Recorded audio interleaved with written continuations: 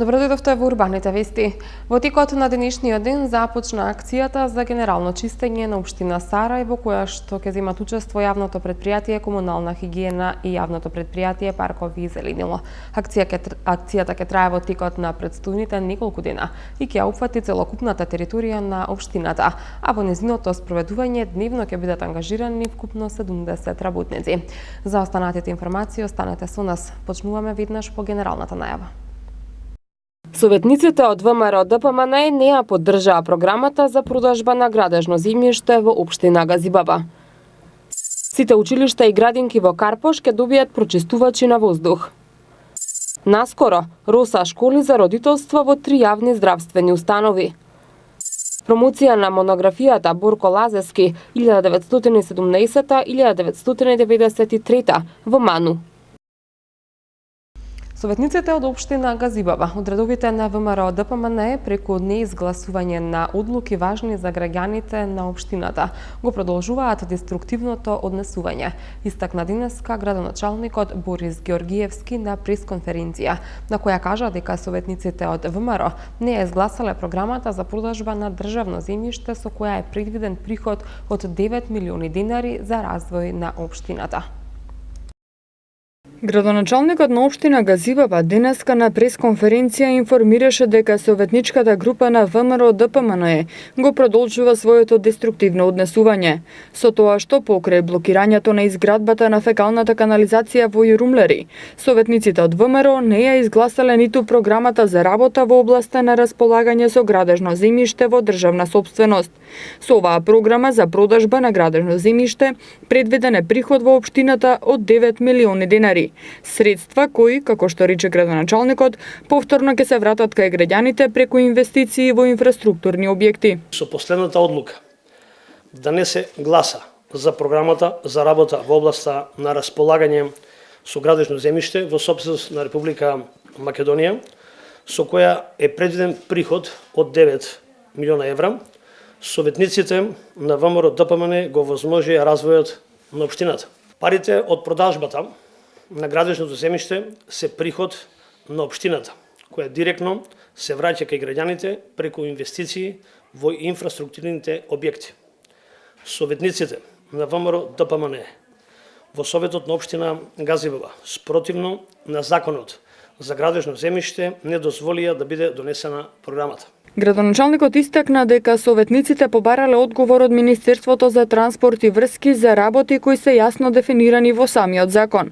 Програмата за работа во областа на располагање со градежно земјиште во сопственост на Република Македонија е стапена на сила на 11 март во 2017 година и е со важност од 1 година од денот на објавување, што значи дека до 11 март оваа година се уште важи старата програма. Георгиевски ја потенцираше брзата реакција на општинската администрација и брзиот одговор од Министерството за транспорт и врски, со кој се потврдува дека општината постои и работи за граѓаните. Општина Газибаба, согласно програмата која што е донесена и која што постои е важност, си има посебна комисија, со исто стандардите ќе располага и целиот комплетен имот ќе го даде на јавна продажба. Сите заинтересирани имат право спрема стандардите да се пријават, електронски да се надава и ние како општина ќе продолжиме во овој период, значи они алатки кои што ни стојат во делот на програмата да ги реализираме. До 11 март ни важи програмата и ние ќе продолжиме со објавување. Дополнително во март месец програмата што треба Советот да ја усвои за наредна година ќе ја доставиме. Ние во континуитет ќе работиме програмата која што ни е на сила и на важност. Значи обструкциите кои што сакат да се покажат дека проблемот е програмата, ние е премостено со мислењето од транспорт и врски дека легитимно и согласно законот објавите кои што сме ги направиле и она што го работиме во моментот се согласно законот на Република Македонија.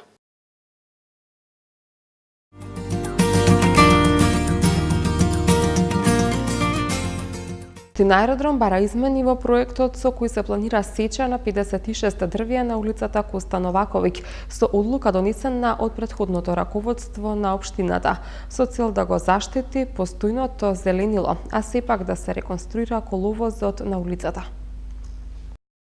Според проектната документација за проширување на улицата Коста Новаковиќ, одобрена од претходното раководство на општина Аеродром, 56 дрвја од двете страни на коловозот се мапирани за сечење. Тендерската постапка за овој проект е спроведена и изведувачот е одбран непосредно пред почетокот на локалните избори, информираат од општина Аеродром. Од општината нагласуваат дека ваквата реализација на проектот е спротивна на заложбите на новото раководство, кое се стреми да го заштити и дополни постојното зеленило во Аеродром. Токму затоа општина Аеродром донесе одлука да почне само со реконструкција на коловозните ленти, без да се сечат околните дрвја. Во меѓувреме се бара измена на проектот во изведба за да се заштити што повеќе зеленило.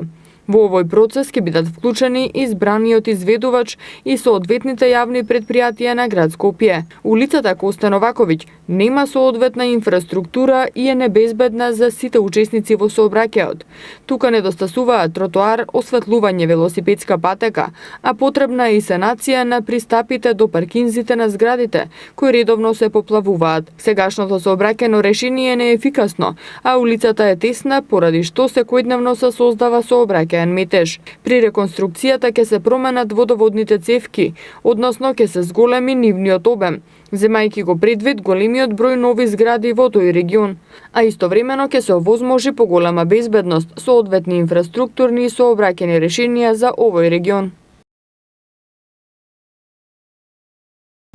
Сите училници во основните училишта и секоја занимална во детските градинки на територијата на општина Карпош ќе добијат прочистувачи на воздух. Оваа одлука ја изгласаа советниците на Советот на општината.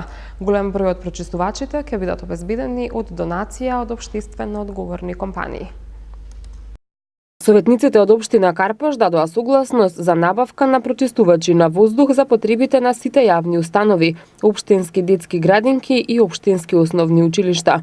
По повикот на градоначалникот Богоев за вклучување на општествено одговорни компании, поединци и здруженија да донираат прочистувачи на воздух, досега околу 20% од вкупните потреби во градинките и училиштата се обезбедени токму преку вакви донации.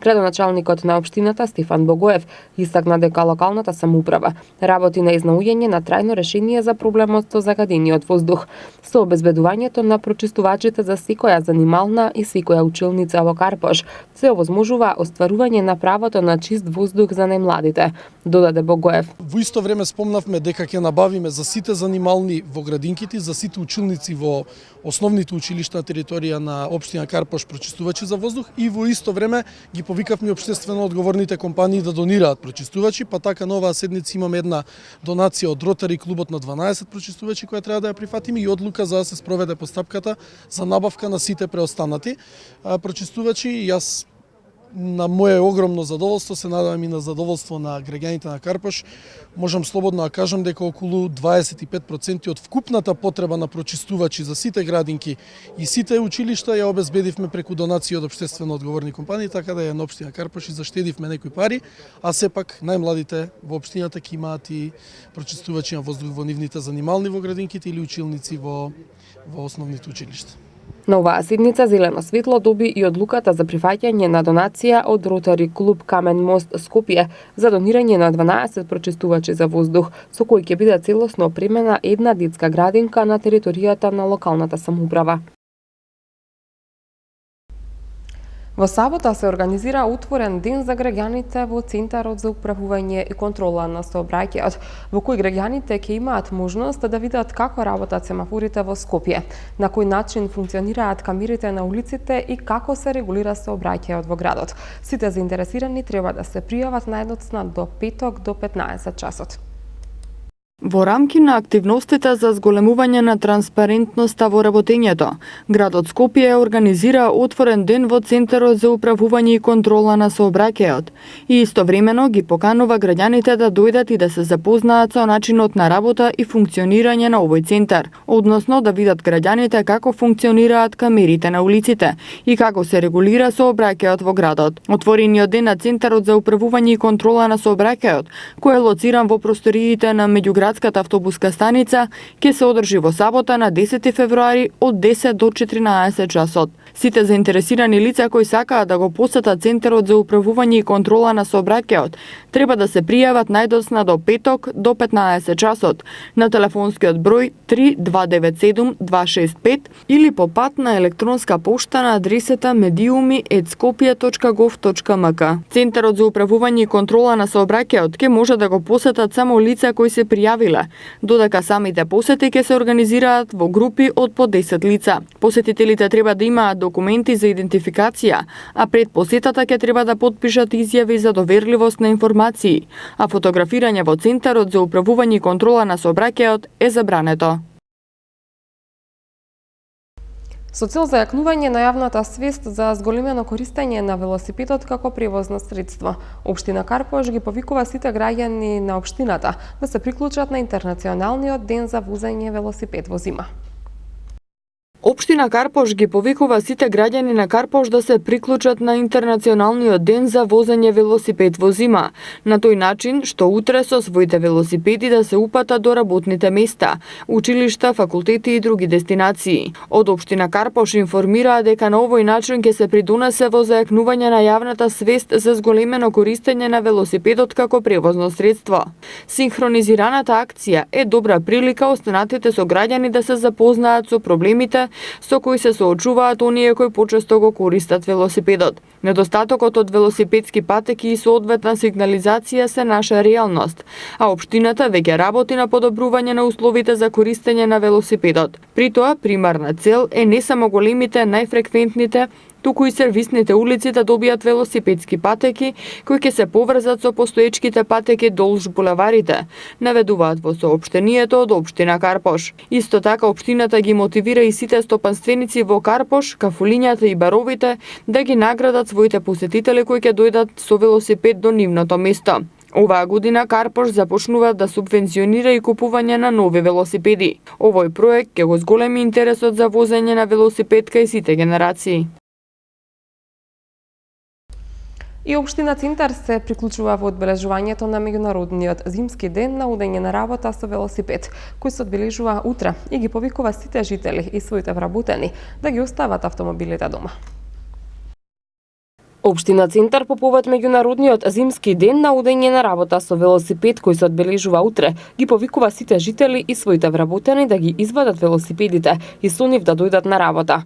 На работа со велосипед, Bike to Work, е годишен настан кој се одржува на различни денови на секаде во светот, со цел промоција на велосипедот како превозно средство до работа. Со ова се подига свеста за користење на ова превозно средство, за да се придонесе кон намалување на сообраќајниот метеж во централното градско подрачје и за почиста животна средина, се вели во соопштението од Општина Центар. Општината ги повикува сите граѓани да се регистрираат на сајтот winterbiketoworkday.org и да постираат слики со интернационалниот хаштаг winterbiketoworkday. Наскоро во 3 јавни здравствени установи ќе бидат отворени РУСА школи за родителство кои ќе представуваат еден вид на советувалишта. Ова е партнерски проект на Министерството за здравство и Пивара за едукација на идните родители преку кој ќе се одвојува по 1 динар од секое продадено шише од водата РУСА во пакување од 1,5 литар. Во 3 јавни здравствени установи ќе бидат отворени школи за родителство кои ќе представуваат еден вид на советувалишта.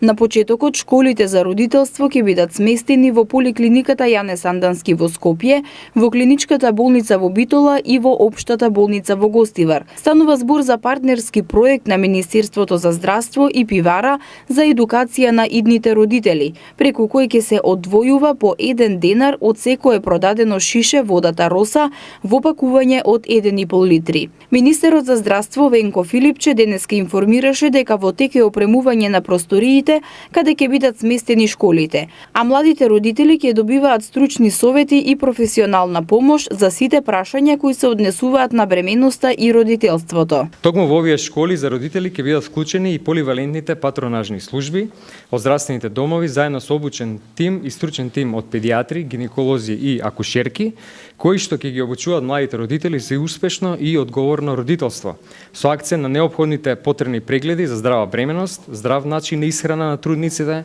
совети за подготовки на породувањето, како и нега и исхрана на орденчето, значење од доење и многу други корисни теми кои што се значени за подготовка и справување со секојдневните предизвици што ги носи родителството. Министерот Филипче посочи дека Министерството за здравство има и посебна програма за унапредување на здравјето на мајките и децата. За оваа година предвидени се 17 милиони денари за реализација на бројни активности, меѓу кои и одржување едукативни работилници во ромски и рурални средини за детското здравје, здравата бременост и мајчинството. Се дистрибуира едукативен материјал за младите родители, едукативни работилници за бремени и породени жени, како и нивните партнери на тема здрава бременост. Комерцијалниот директор на пивара Скопје, Родерик Розенбаум, истакна дека Роса школите се наменети за сите идни родители и членовите на нивните семејства и ќе бидат бесплатни. Роса школите за родителство се првиот ваков тип во јавниот сектор во Македонија и се надева дека преку нив ќе се направи позитивен придонес во здравството. Оваа поддршка преку Роса ќе оди на тој начин што ќе се работи за кампања преку која ќе се издвојува по 1 денар од секое продадено шише од водата Роса во пакување од 1,5 литри, а средствата ќе бидат наменети за отворање на 3 вакви школи во застрените домови во Македонија, пред се во Скопје, Битола и во Гостивар. А и нашите искрени заложби се да направиме ова да прерасне во долгорочен проект и вакви школи да се отворат ширум Македонија, со што ќе продолжиме да го даваме својот придонес за здравјето на оваа група. Просториите каде ќе бидат сместени школите ќе бидат комплетно реновирани и опремени со мебел и останата опрема неопходна за успешна реализација на работилниците од страна на пивара Скопје.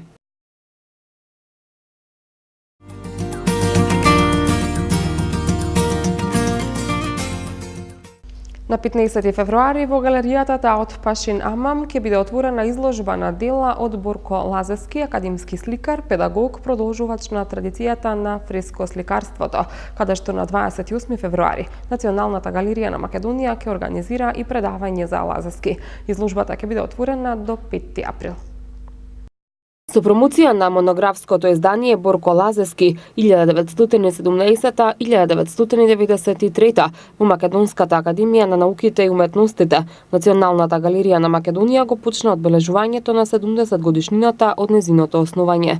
Воедно, ова одбележување се надоврзува со јубилејот 100 години од раѓањето на овој најпознат македонски монументалист, академски сликар, педагог, продолжувач на традицијата на фреско-сликарство и втемелувач на витражот, кој ќе се одржи овој месец, кој е посветен на неговото творештво. На 15 месецов ќе биде отворена изложба на негови дела во галеријата Даут Пашин Амам, каде што на 28 февруари Националната галерија на Македонија ќе организира и предавање за Лазевски.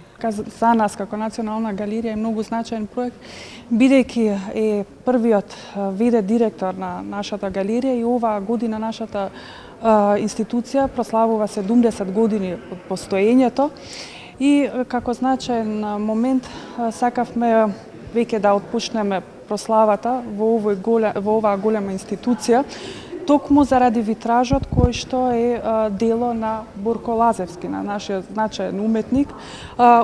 Изложбата, значи, преку монографија е представена денеска, која се промовира во просториите на Македонската академија на науките и уметностите, за да на 15 февруари ја имаме свечената изложба во Даут Пашин Амам во 19 часот, потоа следи и предавање за творештвото на Борко Лазевски и исто така по повод затварањето на изложбата, исто така сега Националната галерија воведува една нова програма каде што и самата изложба, самиот чин на затварање представува посебен чин. Кураторката на изложбата Маја Чангуловска-Михајловска информира дека во рамки на оваа изложба посетителите ќе имаат можност да видат дела кои се недостапни за граѓаните, како на пример делата изложени во Народната банка на Република Македонија и во касарната во Велес. Овој комплексен проект се состои од монографија која што ете денес ја промовираме и од изложба која што ќе ги опфати речиси сите изложбени сали на објектот Даут Паши Нама. Во монографското издание се представени сите монументални дела кои што се наоѓаат на територија на Република Македонија, а во изложбата ќе бидат представени оние објекти, фотографии од оние објекти кои што не може да ги види пошироката јавност, како што е витражот во Народна банка кој што се наоѓа пред канцеларијата на гувернерот и исто така и фреската која што се наоѓа во касарната во Велес. И некои други позначени дела, меѓутоа доминантно на изложбата ќе бидат представени оригинални дела од помал формат. Изложбата ќе биде отворена до 5 април.